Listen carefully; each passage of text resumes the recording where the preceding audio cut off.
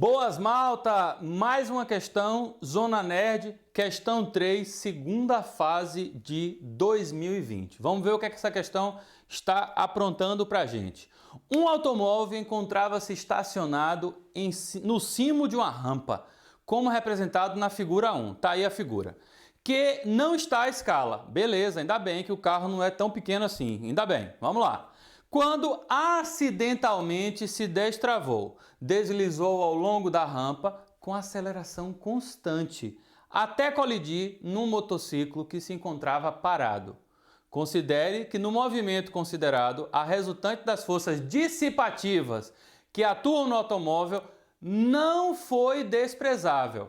E considere que o automóvel pode ser representado pelo seu centro de massa. Então significa que esse carro, enquanto partícula se movimentando sobre essa superfície inclinada, vai ficar sujeito à ação de três forças. Uma força que é a força peso, vertical para baixo, uma força perpendicular à superfície, que é a força normal, e uma força contrária aqui ao movimento, chamada força de atrito. A velocidade é para baixo, afinal acompanha o movimento. Esse movimento é um movimento retardado ou acelerado?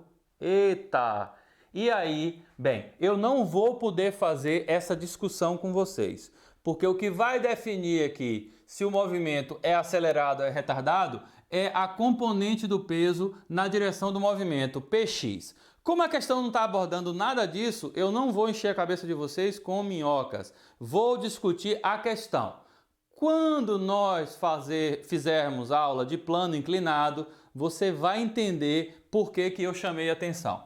Se o peso de x, o Px, for maior do que o Φ, esse movimento é acelerado. Se o peso de x for menor do que o Φ, o que é um pouco estranho aqui nessa situação, eu teria um movimento retardado. E se o Px tiver a mesma intensidade de Φ, esse movimento aqui é um movimento retilíneo uniforme. Não vou discutir isso em mais detalhes do que eu acabei de falar. Vamos responder a questão.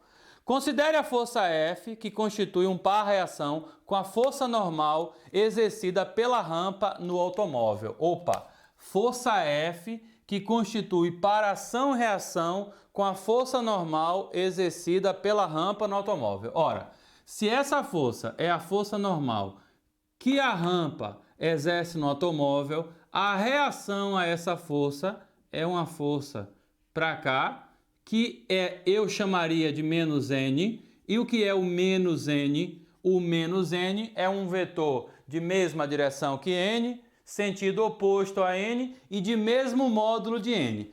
Só que a questão chamou essa força menos n de força F. Então isso aqui, ó, eu vou ter que chamar de F. Mas entre parênteses, vou lembrar aqui para você que é o menos n, ó. Reação à força normal, ok? Só para a gente continuar usando a mesma nomenclatura que a gente usou em aula, beleza? Então, ele chamou essa força de menos n.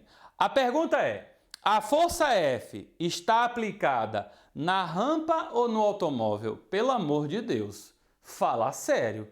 Eu estudar o tanto que eu estudei para chegar aqui, perguntar se a reação da normal está aplicada na rampa ou no automóvel, pelo amor de Deus, né? A força de reação anormal é óbvio que está aplicado na rampa. Então a letra C eu corto, a letra D eu corto. Fica igual a letra A, rampa, e letra B, rampa. Vamos continuar.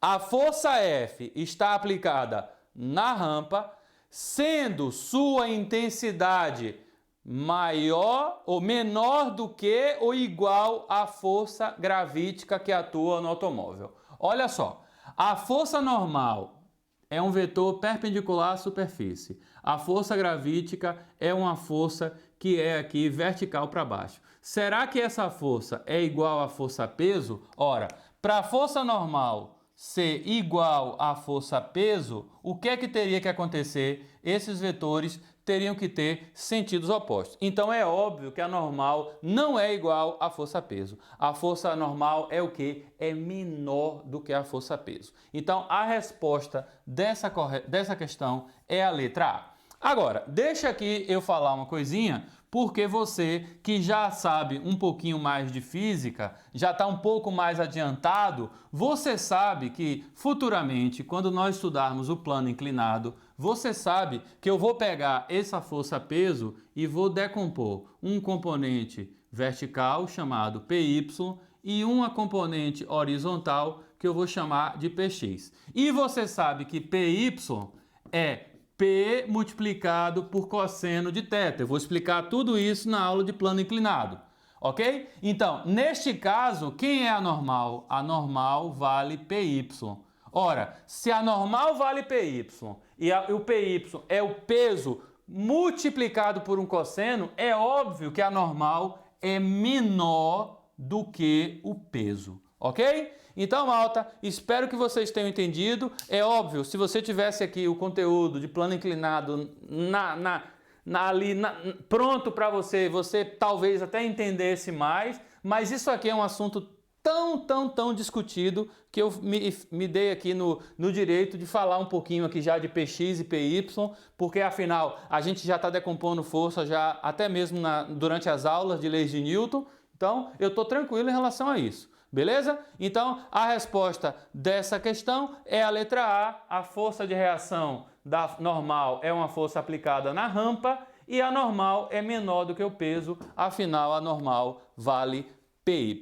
Ok? Era só isso que eu queria falar com vocês. Um grande abraço, um grande beijinho e fique aí para ver a questão número 4. Ok?